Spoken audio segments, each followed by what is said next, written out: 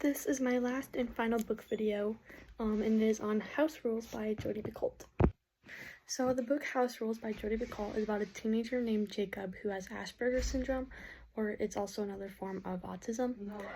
Because of Jacob's condition, he can't really read social cues, facial expressions, and he can't really express himself well to others as well. And also Jacob takes things quite literally. So if you were to tell him that it is raining cats and dogs outside, he would think that cats and dogs were falling from the sky, and not that it meant you were trying to say that it was raining hard.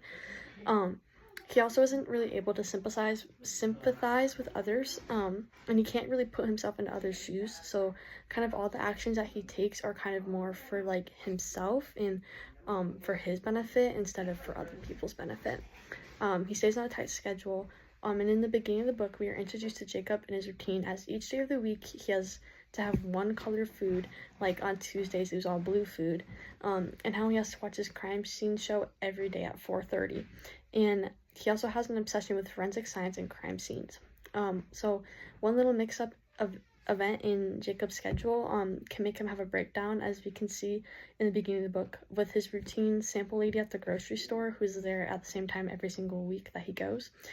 She wasn't there because she had a surgery, and so when him and his mother went, she wasn't there, and he had a meltdown because she wasn't there. Jacob was with his mom and his brother Theo. He also meets with a tutor named Jess, who each week helps him to socialize better with other students. When Jess is found dead in some further investigation after it, Jacob is convicted of her murder. The changes from multiple point of views of each character, from Jacob, Theo, Jacob's mother Emma, his lawyer Oliver, and the sheriff. So the book changes from each point of view of what's happening in the story. And overall the book shows the complexity of the Asperger's syndrome, and how when crimes have been committed, it is important that we still give people with special needs or other disabilities the tools they need to be tried in court most fairly, even if they don't look like they have a disability, and that even though we can try to understand them and how their mind works, we never fully will, and that we should really try to give those with special needs a more fair chance in our society instead of jumping to conclusions that they are less than. So one of my favorite things about the book is how Jodi Picoult does such a good job at explaining and writing about Asperger's syndrome, and kind of give us a better look into what it means to have it and what that kind of looks like. So on page 371 and 372, we have this quote: "I sit very upright on the chair so that my back doesn't have to touch the crazy zigzagged fabric. Sometimes, I guess." She crosses her legs. They're really long, like a giraffe's and zebras, and I am the elephant who cannot forget. "Do you understand what you did, Jacob? What was wrong in the eyes of the law?" "The law doesn't have eyes," I tell her. "It has courts and judges and witnesses and juries, but no eyes." I wonder where Oliver dug this one up. I mean, honestly.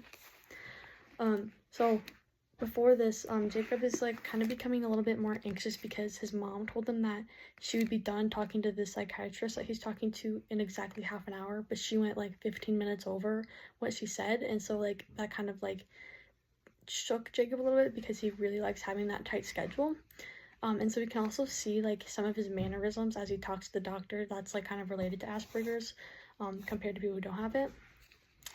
Him not getting the metaphor of the law has eyes. He obviously didn't understand that and was they doesn't have eyes, you know what I mean? And so I just really like that she does a good job of this, because I wouldn't want to read a book about someone who has a disability if it did a poor job conveying what the condition is actually like. So the next question is, what are your two favorite passages? So the first one is on page 326 and 327. "My mother and I argue about the same things over and over, such as why she refuses to treat me normally. This would be a classic example where she is taking my desire to see Dr. Lee and twisting it into a pretzel so that it seems like an unreasonable aspy request, instead of one grounded in reality. There are many instances where I want to do things other kids my age do. 1. Get a license and drive a car. 2. Live on my own at college. 3. Go out with my friends without her having to call their parents first and explain my quirks. It should be noted, of course, that this would apply to a time when I currently had friends. 4. Get a job so that I have money for the above. It should be noted that she did let me get a job, and unfortunately to date, the only people who've chosen to hire me were completely unreasonable people who couldn't see the big picture. like whether being 5 minutes late on a shift is truly going to cause a global catastrophe. Instead, I watch Theo sail out of the door while she waves goodbye to him. Unlike me, he will be allowed to get his driver's license sooner or later. Imagine how incredibly humiliating it will be for me to be driven around by my younger brother, the same child who used his own poop to paint a mural on the garage door once. So I really like this passage because it really shows us how Jacob feels that his disability is keeping him from doing things that normal teenagers do. And this is probably one of the only instances in the book that he kind of like talks about his disability, like kind of like keeping him from doing what he wants to do, like giving a driver's license or like having like friendships like that. But it also like kind of shows his point of view and how like he has to watch his brother Theo, who doesn't have Asperger's syndrome, like get to do all these things that he doesn't get to do. And it kind of just gives us yet another look into Jacob's mind of what living with Asperger's would be like. So the second passage is on 159. Still holding the phone like an amulet, I wandered into the living room again. The news program is over now. Now there was a soap opera on. I rewind the action until the segment about Jess Oakley plays again. I deliberately keep my eyes trained to the other side of the screen, but it's still there, a flag on the field, a nanosecond of truth in all the shades of the color spectrum. No matter how hard I try, I can't unsee that quote.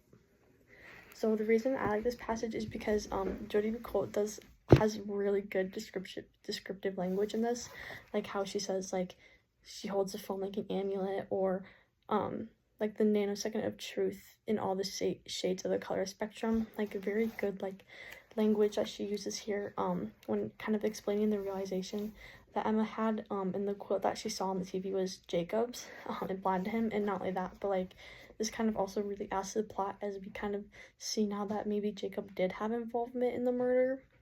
And it kind of keeps you like on your toes and like wanting you to read more to like kind of find out how it happens next.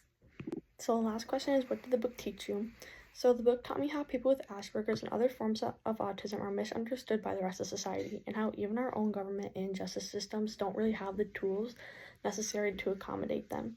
We see this throughout the book, like while Jacob is in court, as there had to be like special requests made for Jacob to be able like to be in court after he like if he like unexpectedly like kind of has a breakdown or like kind of needs like a quiet space to go to, like they had to ask for it. It wasn't really something that was like given to them without it being asked.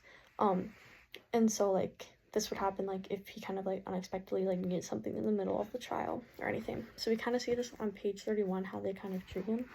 So my client's a kid, 18, and he's autistic. He sort of flipped out in court during the arraignment, and now he's locked up until his compensatory hearing.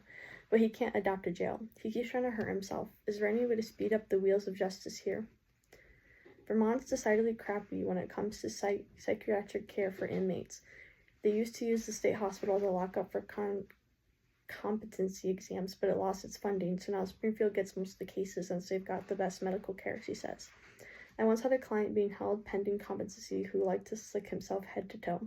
He had the first night with a 1-pound block of butter at dinner and with deodorant before a visit with me. So we can kind of see how the court kind of just like threw Jacob into jail because he had a meltdown because of his Asperger's during his trial, like one of like his beginning trials. In like sense like he didn't really have the right accommodations to help him remain calm, like he like had an outburst. And so this kind of shows one of the ways that like people with Asperger's and other forms of autism are misunderstood, because like the judge couldn't really understand what was going through Jacob's mind as he was having a meltdown, and he kind of just assumed that like he was being disrespectful and like just like acting out, and especially because like Jacob was 18 years old, like the judge took drastic measures and like kind of just threw him in jail without really understanding the full situation. And only that, and also the other example that the lady said about how they didn't have right accommodations for people with special needs, and that they kind of just put them in jail because they had somewhat better medical care, even though it wasn't completely what these people needed. And so it kind of just shows how people like weren't really like willing to take a second and really try to understand Jacob or even these other people who have like these disabilities. And that as a society we should really try to stop making assumptions about others, especially those with disabilities and mental disabilities, not only physical disabilities, because like we don't really know how their mind works, and just because it's different from how we work, it doesn't mean that it's a bad thing. That was my book video on House Rules by Jodi Picoult.